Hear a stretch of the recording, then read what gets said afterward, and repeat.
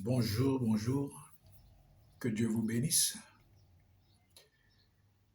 Euh, c'est après un constat vraiment alarmant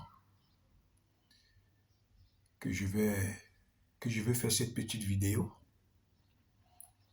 pour essayer de conscientiser ceux qui vont se laisser conscientiser. Parce que beaucoup de gens dans la vie pensent que le chômage est une malédiction, que le célibat est une malédiction. C'est vrai, il y a des gens qui vivent ces situations parce que c'est la malédiction. Mais pour un enfant de Dieu qui a donné sa vie à Jésus, qui croit en Dieu, qui est attaché au principe du Seigneur, il traverse des épreuves. S'il est dans une situation de célibat, Dieu va l'en délivrer. Et s'il est appelé au mariage, le Seigneur va lui donner un mari. S'il est dans une situation de chômage, c'est juste une épreuve qu'il traverse. Après, le Seigneur va lui donner un travail. Et même le Seigneur, si dans son plan, c'est que cet enfant ou sa servante ou son serviteur ne puisse pas travailler, Dieu ne va pas lui donner du travail. Ceci ne voulait pas autant dire qu'il est maudit. Aujourd'hui, beaucoup de ceux qui travaillent pensent que ceux qui ne travaillent pas, ce sont des derniers. Mon frère, ma soeur, laisse-moi te dire, si c'est le travail si c'est le fait que tu travailles qui te procure le bonheur, on peut te licencier demain. On peut te licencier après-demain. Et après ce licenciement, tu risques de ne plus jamais trouver du travail. Il y en a des milliards qui se sont retrouvés dans cette situation. Donc laisse-moi te dire quelque chose. Ce n'est pas le fait que tu travailles qui te garantit le bonheur. Ce n'est pas le fait que tu travailles qui prouve que tu es plus heureux ou plus heureuse que celui qui ne travaille pas. Détrompez-vous. Détrompez-vous. Moi, je mets toute ma confiance en Jésus. C'est Jésus qui me procure le bonheur. Et j'attends tout de Jésus. Au moment opportun, il rendra les choses disponibles. Mais toi qui penses que ton bonheur se trouve dans le travail, toi qui penses que ton bonheur se trouve dans des pratiques que toi-même tu connais, tu fais fausse route.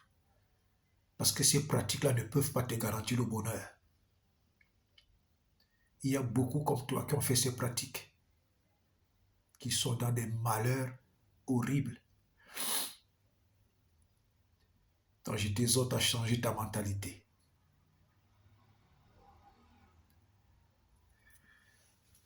Je vais apporter des éclaircissements sur certains points. Lisons un peu la Bible. Dans Jean 1 au verset 12, Jean 1 au verset 12, il est écrit: Mais à tous ceux qui l'ont reçu, à ceux qui croient en son nom, elle a donné le pouvoir de devenir enfants de Dieu, lesquels sont nés, non du sang, ni de la volonté de la chair, ni de la volonté de l'homme, mais de Dieu. Alléluia. Vous savez, dans la vie, comme je dis toujours, il y a des gens qui sont nés pour partir en enfer. Donc même si tu leur expliques la Bible comment, ceux-là ont la marque de partir en enfer. Même si ce sont des chrétiens, même s'ils viennent à l'église, qui ne comprennent pas les choses de Jésus parce qu'ils s'attachent aux choses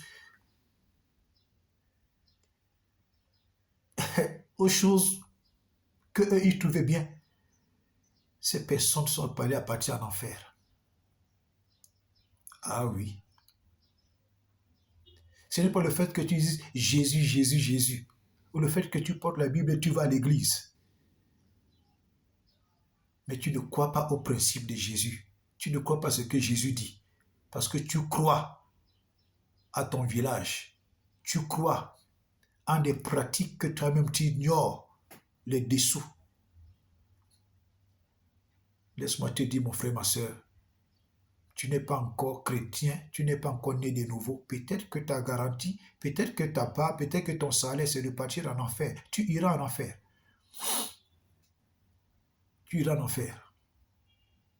Dieu ne paie rien que tu ailles en enfer. Ah oui. Ce passage nous dit clairement qu'on devient enfant de Dieu quand tu reçois Jésus. Tu deviens enfant de Dieu quand tu reçois Jésus. Quand tu reçois Jésus dans ta vie comme sauveur, Seigneur et maître personnel, la puissance de la parole, c'est-à-dire la puissance de l'Esprit de Jésus, fait de toi enfant de Dieu. Et quand tu deviens enfant de Dieu, tu dois obéir aux principes de Jésus. Tu dois obéir à la parole de Jésus. Tu dois obéir à ce que Jésus dit. Pas ce que tu as appris dans la religion, pas ce que tu as appris dans la tradition, pas ce que tu as appris dans ton village, pas ce que tu as appris au travers de tes ancêtres, qui n'est pas conforme avec ce que Jésus a dit. C'est ça que tu aimes plus que ce que Jésus te dit. Mais tu dis que tu es chrétien, tu dis que tu es enfant de Dieu. Non, tu te trompes toi-même. Ta conscience te trompe. Peut-être que tu as la marque de partir en enfer. Alors change ta façon de réfléchir. La deuxième des choses que je voudrais souligner ici, c'est que l'histoire du roi Saül et la magicienne. Le roi Saül savait qu'en Israël, il était interdit de consulter les magiciens. Le roi Saül avait fait tuer les magiciennes, les sorcières. Maintenant, lui se trouve en difficulté. Il demande qu'on lui cherche une magicienne. Il va consulter une magicienne, il va consulter une voyante. Maintenant, arrivé là-bas, il dit qu'il veut parler à Samuel. Cette sorcière n'a pas su que c'était Saül. Cette sorcière ne savait pas même qui était Samuel. Maintenant, en appelant l'esprit de Samuel, elle faisait sa nécromancie.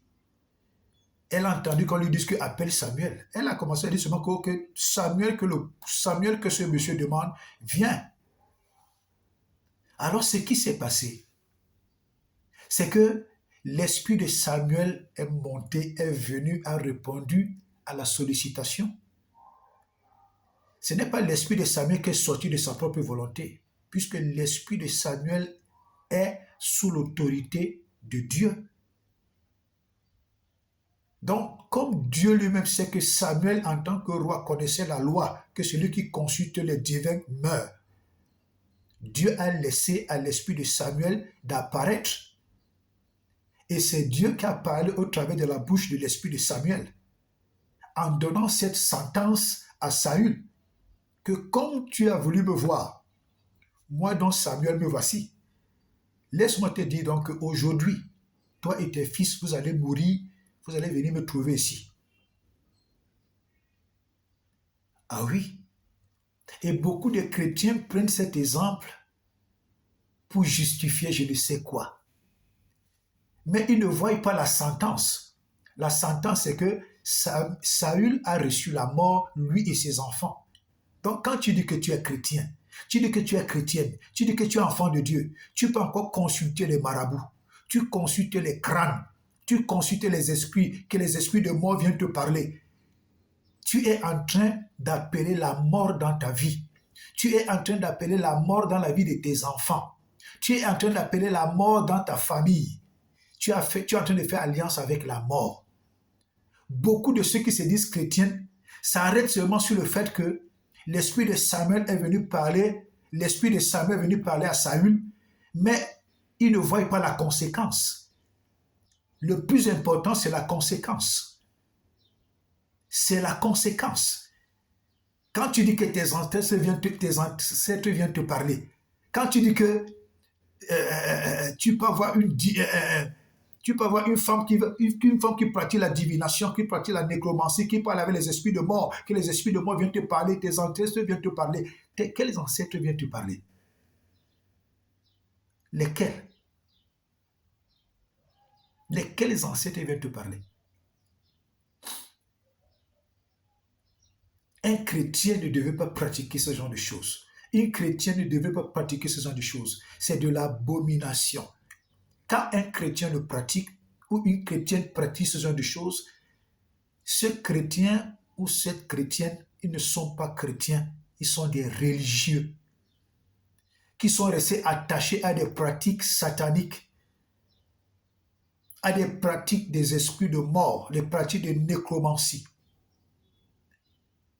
Et tout ce qui en découle derrière ça, c'est la mort, puisque l'esprit de Samuel a dit à Saül que tu vas mourir, toi et tes enfants, parce que c'est interdit en Israël, c'est interdit dans la Bible, c'est interdit par Dieu. Donc quand tu pratiques ça, tu dis que tu es chrétien, tu appelles la mort dans ta vie. Tu peux avoir un semblant de réussite, tu peux avoir un semblant de succès, c'est pour un temps. C'est pour un temps. Après, quand les difficultés commencent, les épreuves commencent, on commence à accuser les sorciers, on accuse les sorciers, on accuse le diable. Parfois, on finit même par accuser l'Église, alors que tu es toi-même le propre responsable ou la propre responsable de ta chute, de tes malheurs, de tes douleurs.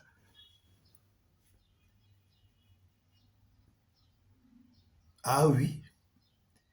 Si avoir des choses au travers de tes ancêtres était facile, pourquoi tu tombes malade? Pourquoi tu souffres?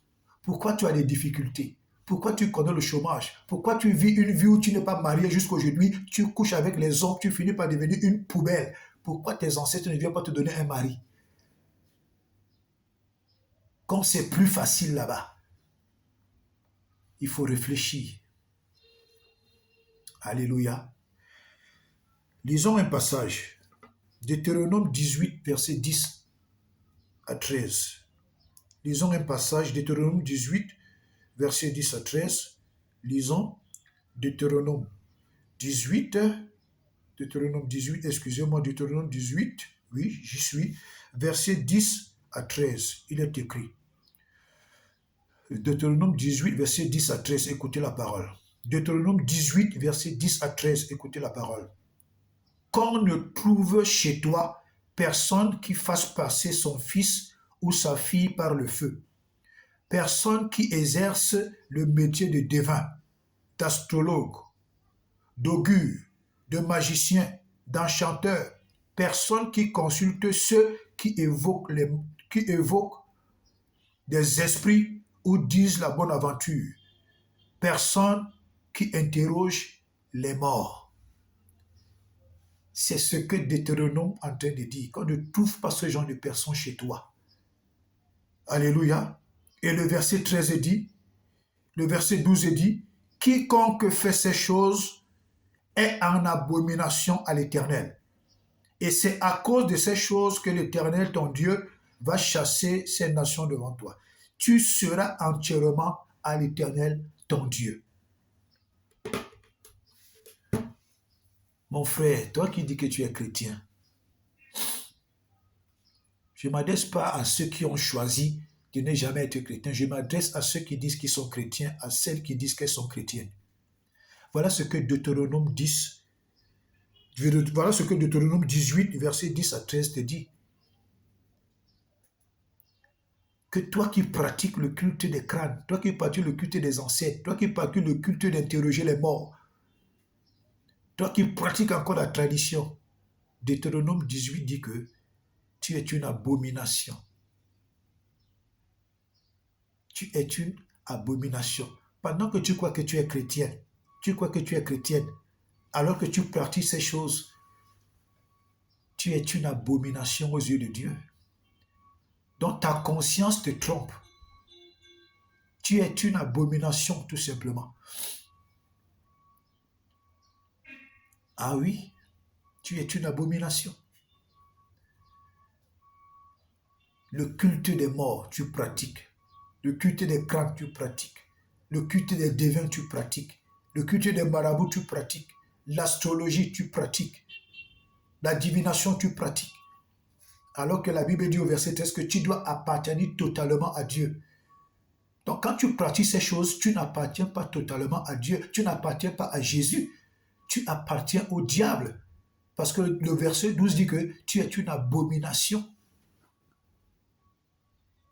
Tu es une abomination. Tu te trompes toi-même que tu es chrétien. Tu te trompes toi-même que tu es chrétienne. Tu n'as jamais été chrétien. Tu n'as jamais été chrétienne. Tu n'es jamais né de nouveau. Tu n'appartiens pas à Jésus. C'est pourquoi Jésus dit, je connais ceux qui m'appartiennent. Jésus connaît ceux qui lui appartiennent. Tu peux parler de Jésus, tu peux chanter Jésus, tu peux marcher avec la Bible, tu peux appartenir à n'importe quelle église que tu veux. Mais les actes que tu pratiques, c'est derrière ça qui prouve que soit tu appartiens à Jésus, soit tu n'appartiens pas à Jésus. Donc faites attention. Lisons Ecclésiaste 9. Lisons Ecclésiaste 9, versets 4 à 6. Ecclésiaste 9, verset 4 à 6, il est écrit. Ecclésiaste 9. Permettez-moi, je vais trouver Ecclésiaste 9, voilà, j'y suis. Ecclésiaste 9, lisons Ecclésiaste 9, verset 4 à 6. Il est écrit. J'y suis. Ecclésiaste 9, verset 4 à 6. Nous lisons. Pour tous ceux qui vivent, il y a de l'espérance. Et même un chien vivant vaut mieux qu'un chien mort. Verset 9. Les vivants, en effet, savent qu'ils mourront, mais les morts ne savent rien, et il n'y a pour eux plus de salaire, puisque leur mémoire est oubliée. Verset 6. Et leur amour, et leur haine, et leur envie ont péri, et ils n'auront plus jamais aucune part à tout ce qui se fait sous le soleil. Voilà ce que Ecclésiaste dit, que ceux qui sont morts n'auront plus jamais aucune part sous le soleil. Ça veut dire que ton parent qui est mort, ton proche qui est mort, ne connaît plus que ce monde existe. Ils n'auront plus jamais part à tout ce qui se passe sous le soleil. C'est ce que Ecclésiaste 9, verset 4 à 6 dit. Mais quand tu dis que ton papa vient te parler, tu dis que ta maman vient te parler, tu dis que un proche vient te parler, laisse-moi te dire, c'est Dieu qui envoie un esprit venir te prendre le visage de ton parent pour venir te parler. Ce n'est pas ton parent qui vient te parler. Maintenant, ça dépend du message qu'il t'apporte. Si le message qu'il t'apporte est conforme avec ce que la parole de Dieu dit, alors c'est l'Esprit de Dieu qui te parle. Si le message qu'il t'envoie n'est pas conforme à ce que Jésus a dit dans sa parole, alors c'est le démon, c'est le diable qui te parle pour te séduire. Quand tu dis que c'est mon père qui veut me parler, c'est ma mère qui veut me parler, je les entends me parler, tu es en permanence en contact avec les démons qui prennent le visage de tes proches pour venir te parler. Ils te parlent seulement du remède que tu dois boire. Pourquoi ne te parle pas du mariage que tu dois avoir? Pourquoi ne te parle pas du mari que tu dois avoir? Pourquoi ne te donne pas les choses que tu veux? Seulement te dire que prends tel médicament, prends telle chose, va là-bas. Tu ne vois pas que ce sont des démons qui te séduisent? Puisque Ecclésiaste dit clairement que ceux-là n'ont plus de part sous le soleil. Ils n'ont plus de part sous le soleil. Non. Laisse la Bible. Si tu veux pratiquer la tradition, va la pratiquer à 100%. Ne te séduis pas toi-même. Ne te séduis pas toi-même. Tu te fais du mal à toi-même. Tu te fais du mal à toi-même. Le Saint-Esprit sonde tout, même les profondeurs de Dieu. C'est-à-dire le Saint-Esprit, si tu dis que tu es chrétienne, le Saint-Esprit sonde tout, même les profondeurs de Dieu. Le Saint-Esprit est capable de t'apporter ce que tu veux. Le Saint-Esprit est capable de t'apporter le conseil que tu veux. Le Saint-Esprit peut t'amener le conseil, la direction, l'orientation que tu veux. Mais tu restes attaché à ta tradition, tu restes attaché à tes coutumes, tu restes attaché à des pratiques sataniques. Et tu dis que tu es chrétien, tu es chrétien. Peut-être que tu as appelé à partir en enfer. Tu te séduis toi-même. Oui. Aucun apôtre, Jésus n'a pas pratiqué ça. Ce n'est écrit nulle part dans la Bible que nous devons écouter les conseils des morts, que nous devons pratiquer le culte des morts. Dieu dit dans Deutéronome que ceux qui pratiquent ce culte sont en abomination à ses yeux. Quand Dieu dit que quelqu'un est en abomination à ses yeux, c'est-à-dire que tu te séduis toi-même de dire que tu es chrétien, tu te fais du mal à toi-même. Aujourd'hui, on trouve beaucoup plus de sorciers et des sorcières dans les églises qui contredisent des messages qui sortent de la Bible, que Dieu dit. Parce que leur cerveau, leur conscience, leur subconscient ont été formatés par les coutumes, par la tradition, par la religion.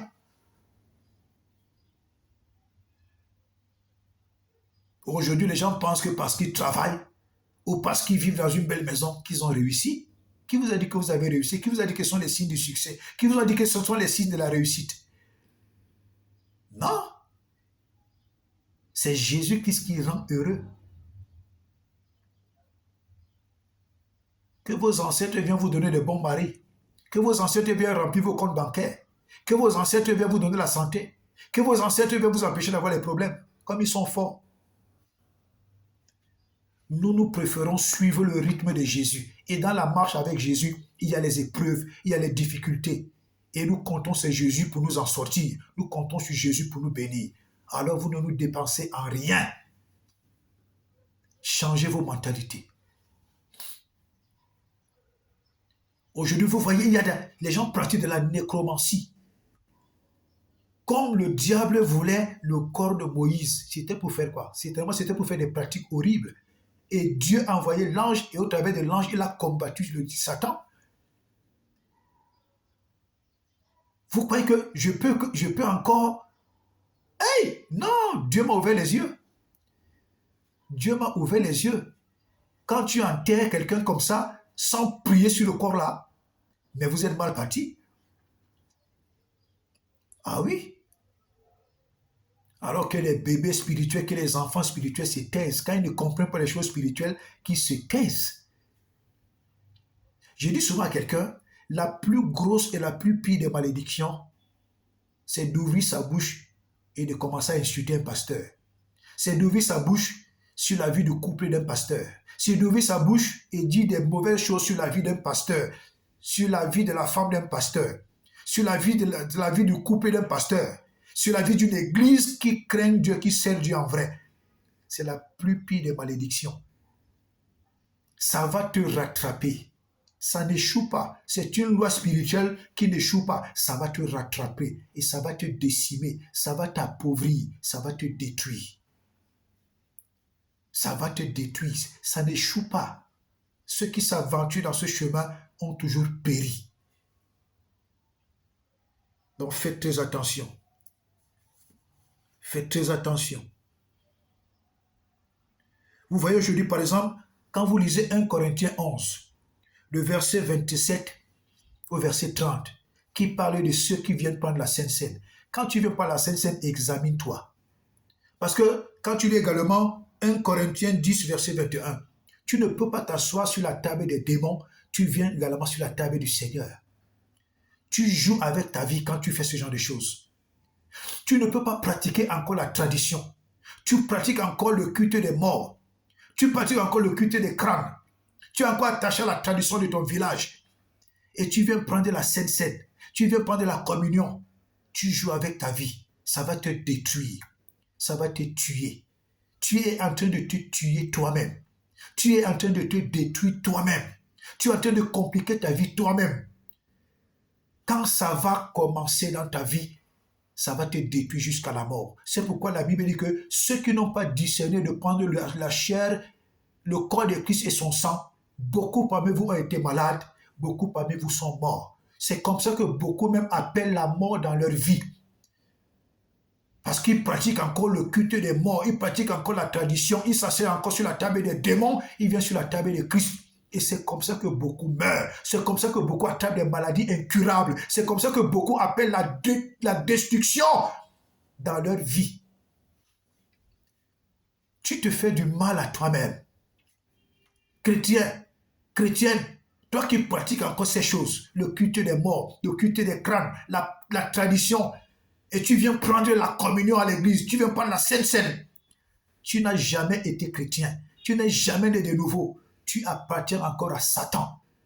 Et quand tu fais ce genre de choses, tu appelles la mort dans ta vie. Tu te tues toi-même. Les maladies vont te tuer.